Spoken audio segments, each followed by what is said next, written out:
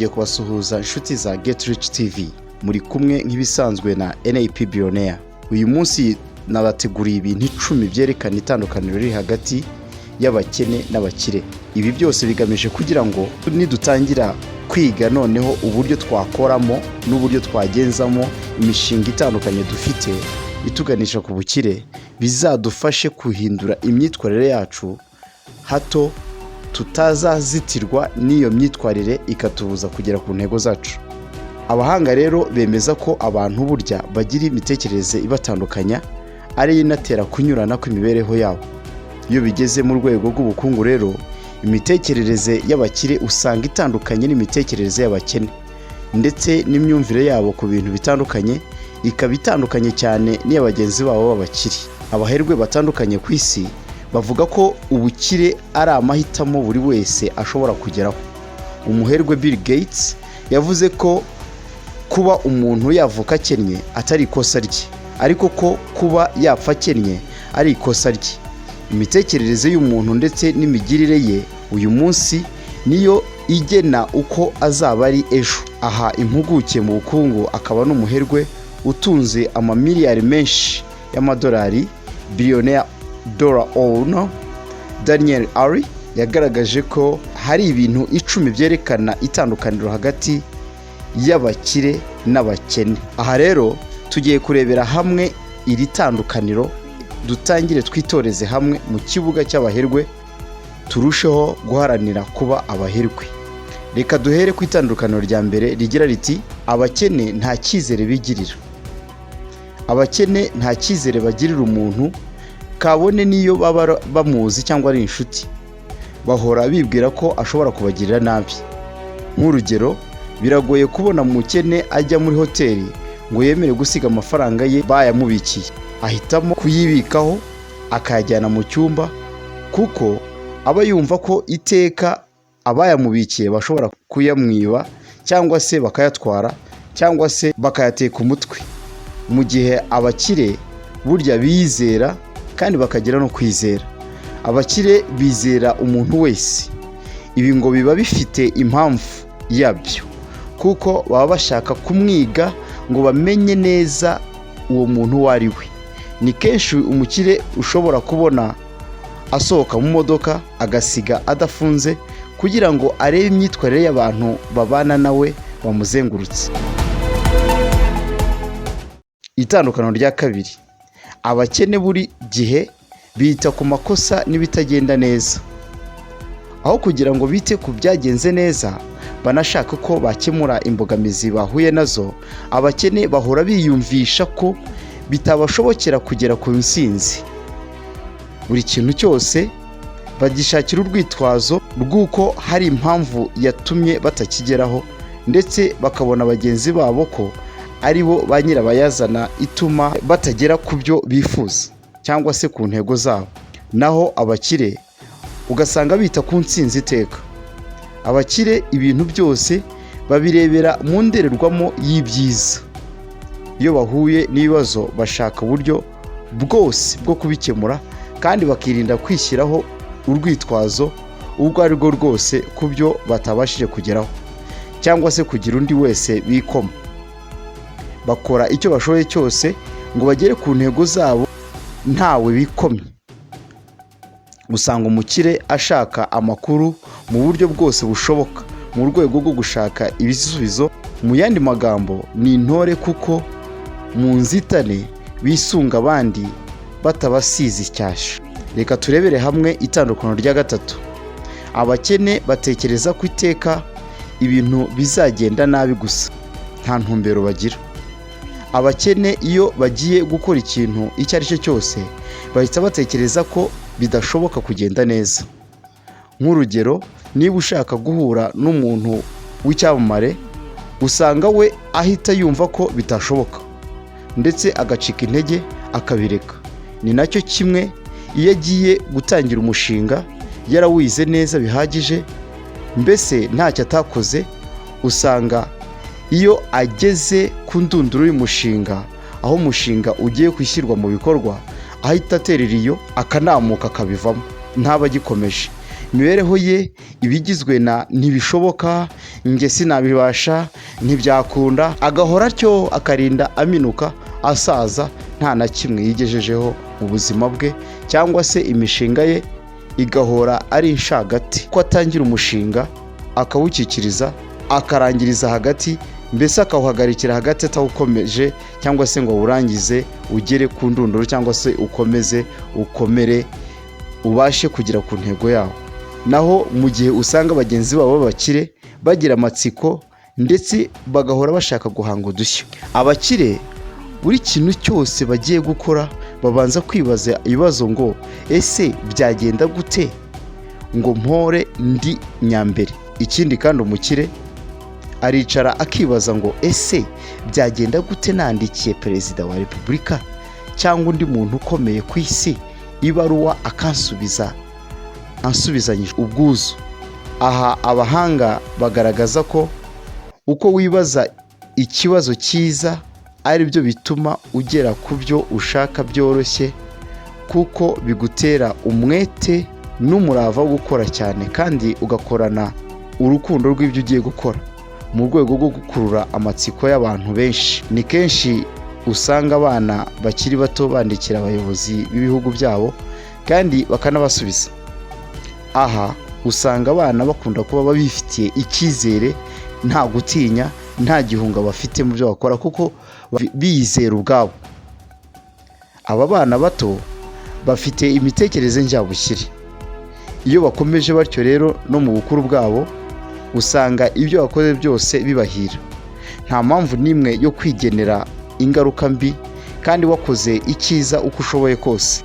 Reka turebere hamwe itandukaniro rya kane, cyangwa se ikinyuranyo cya kane cy'abakire n'abakene. Abakene bigira ba ntibindeba.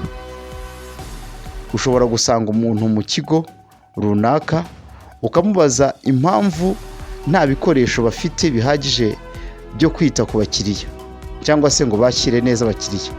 Akagusubiza ati sinzi impamvu batabiguze, ngibyo ntabwo bindeba.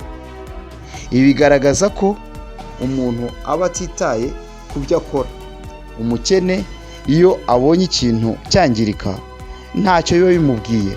Niyo mugenzi we bakorana agize ikibazo ntacyo bimukoraho, apfa kuba atari we byabayeho.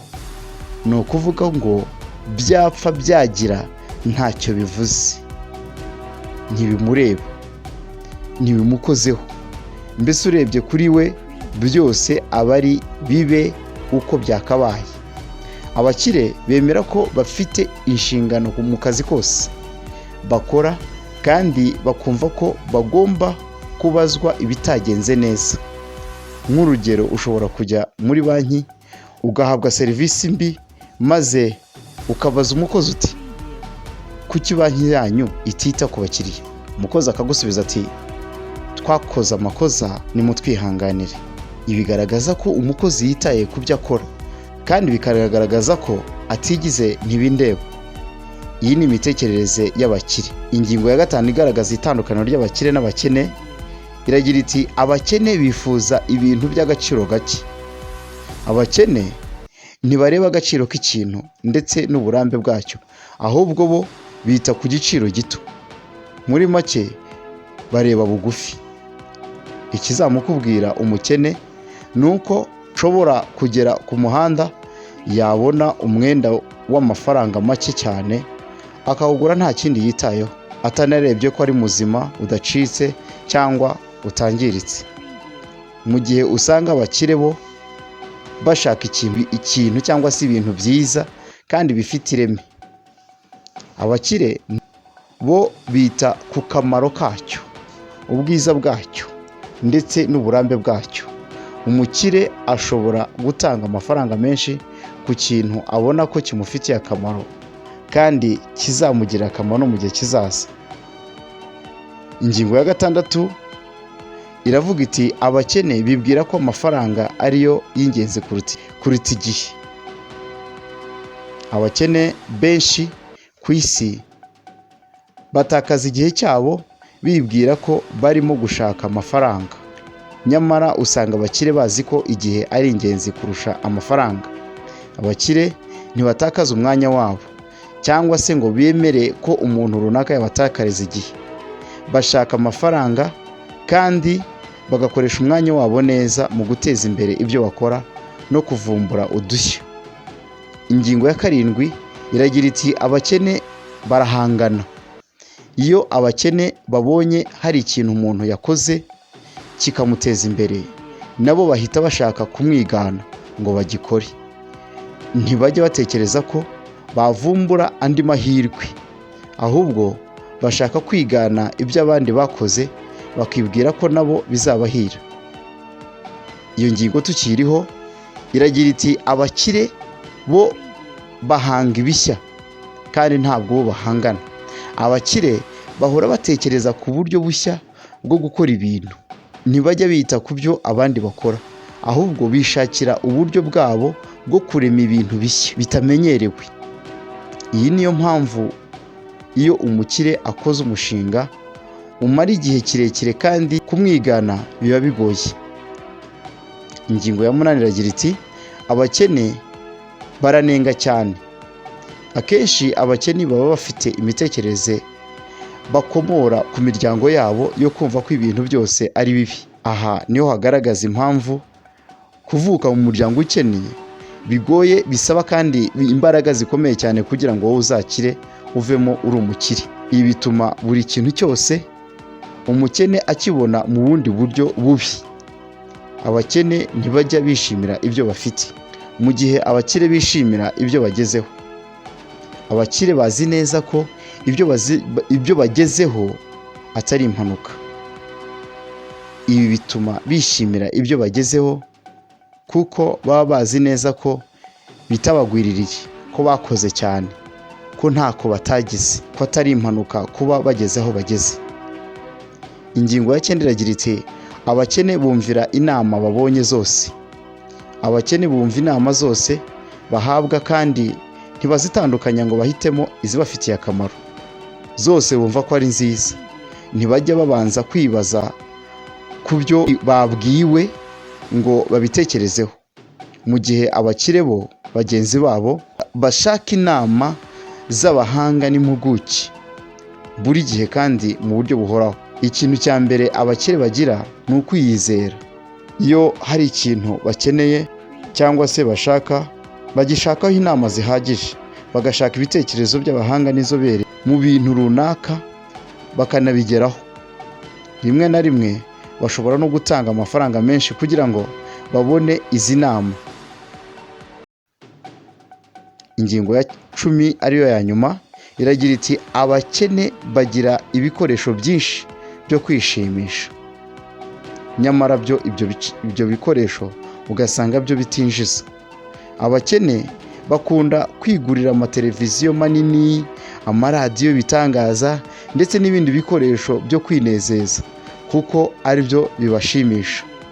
Ntibajya babasha gutekereza kuko kuri bo gutekereza nibyo bintu bibagora cyane, mu gihe usanga abakire bagenzi babo bo bagira ibitabo byinshi. Abakire bamara umwanya wabo munini basoma ibitekerezo by'abahanga ndetse banashakisha ubumenyi bushya. Bagerageza gusobanukirwa imiterere n'ukuri kw'ibiriho.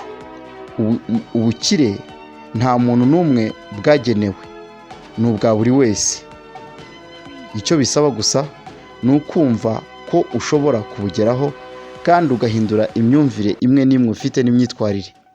Ubukire bwo buragutegereje.